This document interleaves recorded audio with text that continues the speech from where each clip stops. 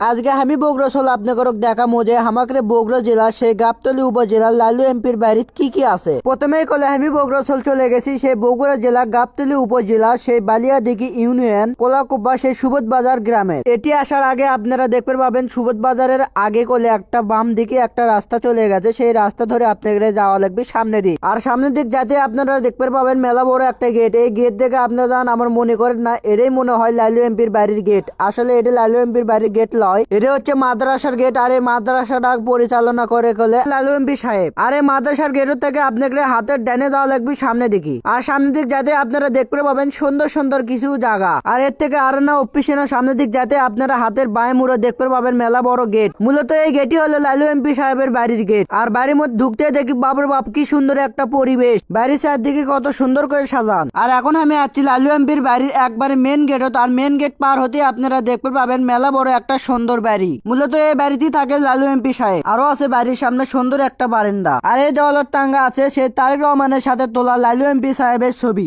আর এদিকে গেলে এমপি সাহেবের বাড়িতে পুরো দমে কাটামারি শুরু হয়ে গেছে। লালু এমপি সাহেবের বাড়িতে আরো আছে মুরগির ফার্ম, গরুর ফার্ম, হাঁসের ফার্ম, কবিতরের ফার্ম, আরো আছে সুন্দর একটা ঘোড়া। আরো আছে এমপি সাহেবের বাড়ির সাথে একটা সুন্দর একটা আম বাগান, যে আম বাগানত এসে আপনারা বসে থাকে সময় কাটাবে পাবেন। আর আজকের ভিডিওটা এই পর্যন্ত শেষ। আপনাকে কাজ যদি ভিডিওটা ভালো লাগে থাকে অবশ্যই লাইক কমেন্ট শেয়ার করবেন।